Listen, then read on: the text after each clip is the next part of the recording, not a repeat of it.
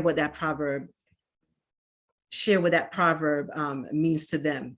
Then if you have bulletin boards, you can also, have the proverb for the week, or maybe the proverb for the month, so that maybe you're not necessarily discussing it, or maybe you highlight it at one point, but the students can see it there as they're looking up, maybe in between, exam questions, they have that to look at and reflect on. One particular group that I did a mindfulness session with, we focused on, again, African proverbs. I gave them a proverb, put it on the board, I had them close their eyes for a moment, think about, what the proverb meant to them, and then they shared their thoughts. Another day, we did pictures of what came to mind as they heard these proverbs. So they're a beautiful way, again, of incorporating our culture in the classroom. And I have 3 that are noted here, one from Cameroon, one from Ethiopia, and an Ashanti proverb from Ghana. If you care to, pick one and drop what it means to you in the chat. Also with the proverbs, as you're thinking about, where did this proverb come from? What country or what culture? That's, again, another opportunity to expose your students to, learning about, where is Cameroon? What part of Africa is it located? So geography, what culture, who are the Ashanti people? What are they known for? So through these proverbs, you can spring off into different discussions that, again, are causing African culture to be respected and to be revered, to be considered special and highly regarded. And this is the foundation, again, of what is going to help our children to really see that, what? Yeah, I can go abroad and I can enjoy and respect and appreciate all that's happening abroad, but no place beats the motherland. And this is what's going to help them to develop that loyalty to, again, solving the problems that we have as an African people. So let's look at classroom decor. Again, I mentioned this. So, some of us, as educators, we, do the bare minimum, and we just, okay, the learners have what they need and that's it. And I have what I need and we're good to go. There's some simple things that we can do to enhance our classroom decor and infuse culture, again, in the classroom. So whether it's having bulletin boards and posters that highlight maybe a particular region, maybe you do this for a term where we're looking at, maybe West Africa for this term, and then you change over your bulletin board to, East Africa and highlight different things about these different regions of the motherland. Maybe you have posters, okay, about maybe flags of Africa, different animals or different cultural festivals. You may also want to have artifacts and manipulatives, things that, let's say a student has finished early with his or her work. They may have a station that they can go and sit and, maybe they're reading books about Africa. Maybe they're playing a game that many children play in another region of the continent. So again, some very simple ways that we can incorporate culture in the classroom. And then fabric, okay? So I know it can be costly, but even scraps of fabrics that you may have, you can use them in very creative ways. If you have a reading section in your classroom, maybe some cushions in cultural fabric that the children can sit and oh, okay, what? And that might start a discussion. Well, where's this fabric from? What do these designs mean? And again, we're causing our culture to be respected and revered. Lastly, I want to look at us as teachers and our deportment. How are we presenting ourselves to our students? How are we infusing culture? How are we showing our pride in our culture? And I know some say, well, okay, well, I just wear my Ankara for special occasions or on Sundays, and it doesn't mean that you necessarily need to be decked out every day in a full garment and, all of that. However, even if it's something as simple as a head wrap, a bracelet, some other piece of jewelry that can maybe get your children, your students, okay, teacher, what is that you're wearing? Where is that from? Does it have a meaning? And you might be able to talk about the meaning, the significance of, whatever piece it is that you're wearing, or whatever garment it is that you're wearing. I know some schools have a particular day, maybe Friday, where they wear cultural wear, but I just want to encourage us as teachers to represent. And it doesn't mean you have to go out and buy a whole new wardrobe again. Simple, small things that can show your students that, yes, I'm an African. I'm proud to be an African. And our culture, again, is so important. It's so beautiful. And we need to respect and revere it. Our students are watching us even more than they are listening to us. So by presenting ourselves and showing, our pride in our culture, by wearing, more of our culture in the classroom, that can also inspire them and instill, again, that love for Mama Africa. So as I get ready to wrap up, because I want to make sure we have time for questions, here are some of the things that I want, that I hope, are takeaways for you all. And I'm sure some of you, will have your own. I really want everyone to keep in mind what true education is really all about. So it's more than the ABCs and the 1, 2, 3s. It's about instilling a pride and a confidence in our students. And again, for them as African students, that pride and that confidence must be centered in our heritage and a knowledge of self first, before they can then go off to move and appreciate the other cultures of Europeans or Americans or Australians or whoever. They must have that. And we as educators, in conjunction with their parents, can provide that true education, the one that is going to help to develop that love and that loyalty to the motherland. Okay. And then also, I hope that you're taking away that it doesn't have to be a big, you don't have to go home and think, okay, tomorrow or next week I'm going to school and everything is going to be changed. Small changes are really all that's necessary. So you can maybe you're thinking about what you can do for the next school year. That's, starting in August and September. But small changes over time, I assure you, will yield some big results. You will see a difference. You maybe have students who are holding their heads a bit higher because of things that they have learned about their culture, things that they have learned about other countries on the continent in your classroom. And then I also want to encourage you all to be the instigators. Okay, you may have those who are, okay, what's happening? What is teacher so doing in his or her classroom? Don't worry about the pushback. Don't worry about the naysayers. Again, those small changes, and even if it's administration, of course, using wisdom, to encourage and to speak to some of the changes that you think might need to be put in place in your particular school. But don't be afraid to be the instigator, to be the trailblazer for, again, creating classrooms that consecrate African culture. And then lastly, I want to remind us all, I'm speaking to myself as I'm speaking to you all as well, that teachers, we hold the key to the transformation of Africa. And don't let anyone fool you. Politics has its place, economics has its place. And yes, you can bring more tablets and more technology into the classroom. However, the key to Africa's transformation is really at the heart of education. That is really where the transformation lies. It's at the education.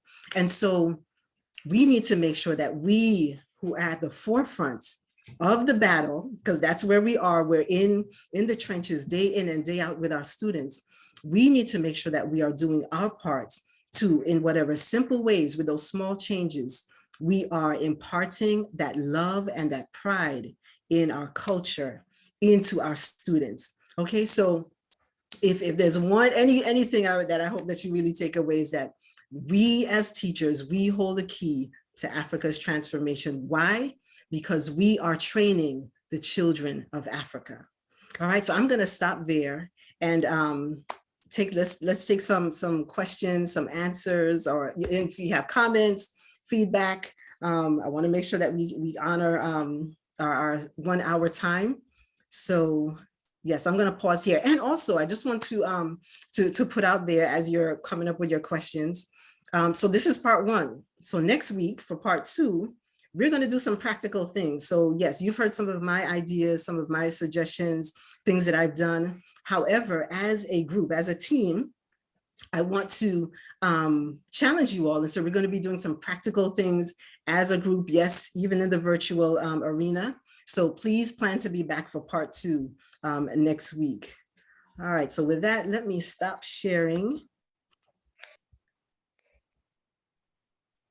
And all right, I see someone says, yay, I look forward to part 2. Wow, thank Awesome. you, Adirah. Thank you so much. That was awesome. Really, really, that was awesome. Thank you so much. So many tips, so many ideas about consecrating our culture. And I'm a real fan of African history, African culture. I hope a lot of people are too. And if you're not, I hope you've been converted, because you know, one of the problems that I find is the mindset of people. And, you know, like a famous Jamaican singer said, emancipate yourself from mental slavery. Yes, what I Bob. find is that, yeah, good old Bob said that a lot of people still have that mental slavery idea, that notion that we are inferior. To how do we go about changing that mindset that we are not an inferior race? We are human beings who have the same capabilities and intelligence as the other races. That's my question. Okay, so great question, Sister Fatima, and I think it's the answer to that lies in us knowing ourselves, because once you have a sense of self, once you've done the research, once you've done you've gone through the history books, and the history is there, and exactly, and it's interesting to me because so many of these anthropologists and archaeologists, they find these artifacts and evidence of our brilliance and our intellect and our advancements, and they continue to, many of them, not all, they continue to discount, like, oh no, this was created by another civilization, that they died out. And so it's for us to really do the work. The information is out there, but we can't speak to it if we don't know it. And so it's for us, again, do the digging, to educate ourselves, so that we can educate others. Thank you. Brilliant. Okay, lots of hands up. Let's go and see who had their hand up. And I also see some questions in the chat as well. All right, maybe you can answer the questions in the chat. All right, let's scroll up.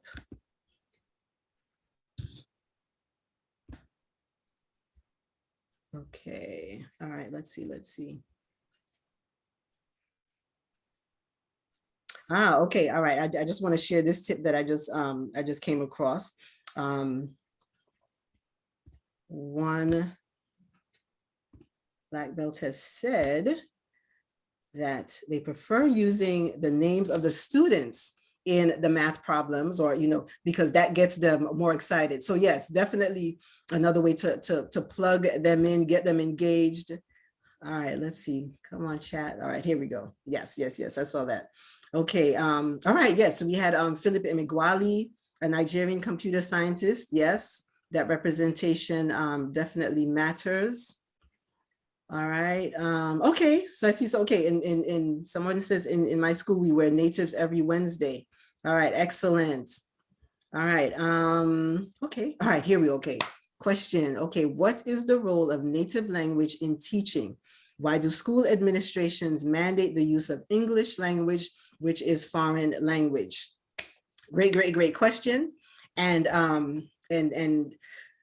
this is part of the education that must start from, as they say, to the top, start from the top. However, and this may be something, you know, the battles will be there on different fronts. So you may have battles within, you know, maybe with some parents who are not sure, why are you teaching this now? You know, colleagues, and as well as administration. And I would encourage you to do what you can within the sphere of influence that you have. So until the administration comes around to realizing that, you know what, our children need to know their mother tongue, and the reason why I say that sometimes even parents may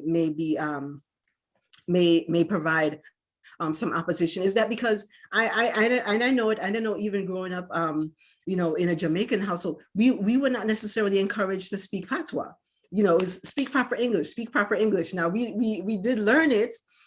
However, there are many children who their parents discourage them from speaking the mother tongue. And so where does that leave you as the educator? Again, do what you can within the walls of that classroom, incorporate it as best you can in small ways, through food, through different celebrations, and encourage the children to know that it is important. English, yes, unfortunately is, the language that's promoted in terms of, the world and business communication. And I'm not saying that we should not encourage the learning of English as well. However, that should not be highlighted while mother tongue and, language of the dialect of our people is discounted as insignificant. So we need to do our part as educators to make sure that our students are learning both, and because yes, at the end of the day, they need to be able to communicate on the world stage, and even learning other languages like Chinese, and they need to learn those things. However, not to look down on mother tongue and, Swahili and other languages that are part of who, we as a people are. Let's see what else we have. Okay, how do we go about school policy and formal setting combined with what we just learned this evening, Ma? Okay, so again, those small steps, and maybe it might be, having a one-on-one discussion, maybe with different, sometimes, and I've learned this long ago, I don't like to do it so much, but sometimes there's a need for politicking and, being wise with your approach. So maybe you start with some one-on-ones with, your colleagues, and then maybe you all, at the next, or even a one-on-one with your school principal, and you broach the subject and bring it up, and, get feedback and try to get, a quorum of people of staff who say, you know what, we think this is a good idea, and share some of the reasons why. And over time, again, with small changes, you might see, okay, school policy change. And so now maybe instead of, natives on Wednesday, maybe it's now Monday, Wednesday, Friday. And, so different things, again, over time, and just being wise about your approach. You don't want to go and, we need to go Africans and just, you don't want to do that. You don't want to alienate people. So you want to make sure that, again, using wisdom and small changes is a good way to get policies, changed over time. All right. Oh, sorry about who missed it because of the rain. All right, let's see. Yes, culture is our heritage, and so it plays a role in our lives and in the lives of our children. Yes. Okay, all right, schools in Lagos are made up of children from different mother tongues. So English is the medium of communication, all right? Oh, wait, let me see. But Yoruba language is compulsory for all learners. Excellent. Okay. Wow, okay, so someone has in their school using mother tongue to teach, except it's time for local language is taboo, could lead to dismissal. Okay. So that may be an example where, again, small changes, and again, conversations with administration might lead to some change in that over time. Okay, someone is also suggesting in the chat, wouldn't it be much effective to go through the government in ensuring incorporation of our cultures into learning in our institutions? Any hope of sustainability? Okay, and I would say yes, that would be a great thing, a great idea. However, we know the reality is that sometimes government is slow to catch on to some things that we know as educators would be beneficial to our students. And so I would encourage, again, within that sphere of influence that you have, make these small changes, implement what you can, and pretty soon you should see a ripple effect. Your school might come to be known as, the school that is renowned for, highlighting, certain aspects of our culture, other schools may catch on, and then it might become, a district-wide policy, and then, to the state, and so on and so forth. So I would, my recommendation would be, again, start with your sphere of influence. Okay, yes. I think Pidgin English, yes, should be again, anything that is part of who we are.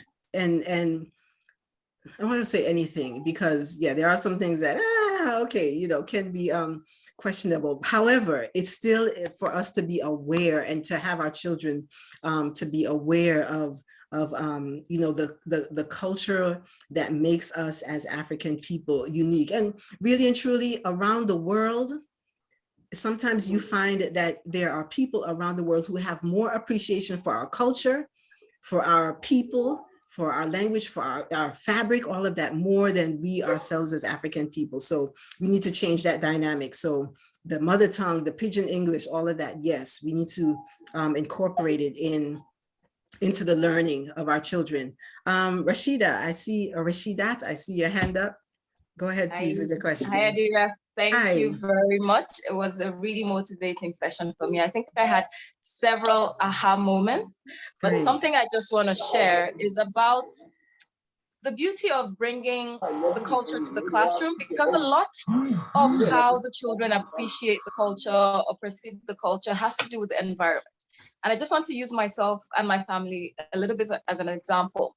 When my children were younger, we lived in Port Harcourt. And Port Harcourt, I think, is a place that was greatly influenced by the Western world.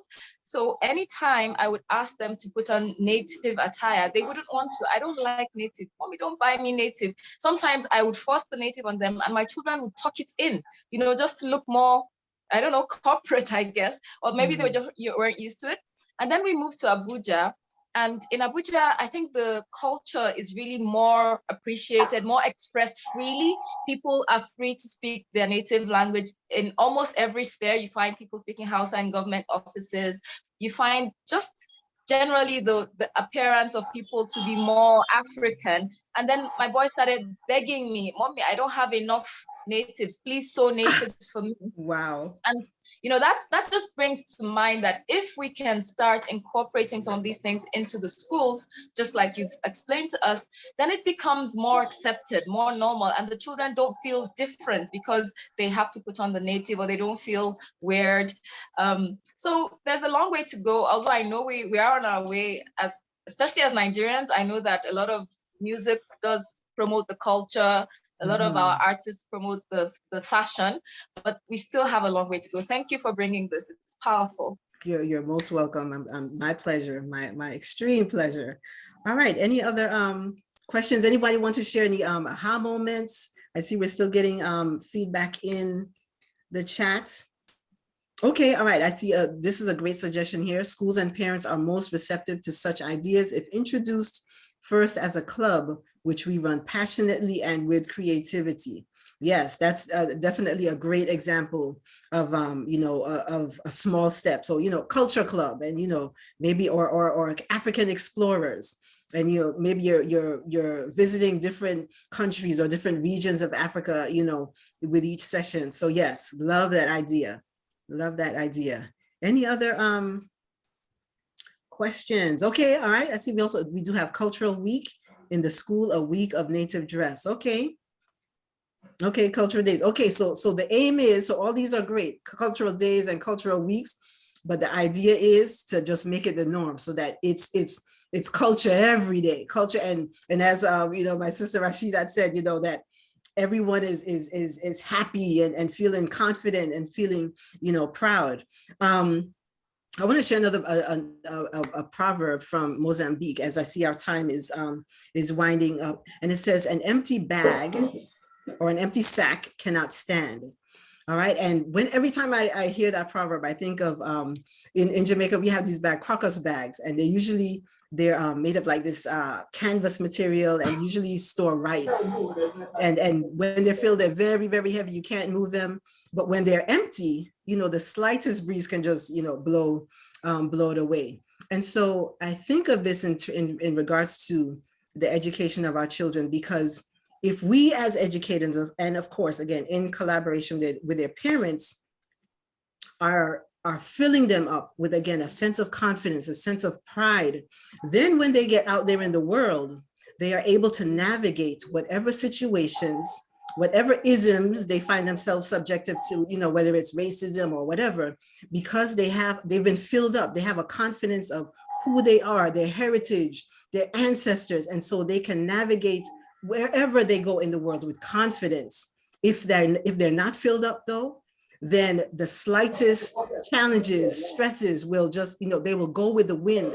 They will end up, looking more Chinese than a Chinese person themselves, because they don't have that sense of self. And so I want to encourage us as educators, Black belts, don't stop here, keep learning, keep developing yourselves.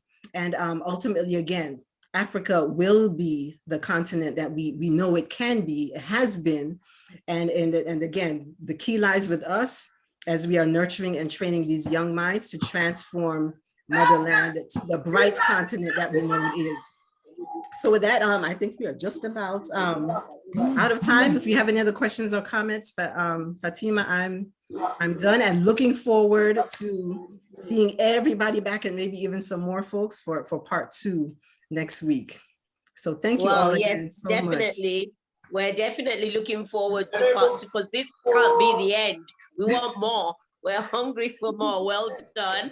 Thank you, Adirah. That was awesome. That was awesome. And like I said, I hope you filled our bags with something, and hopefully we can fill the bags of our pupils with even more, and let them feel that pride, that sense of pride, that sense of dignity in their Africanness, in their history, in their culture.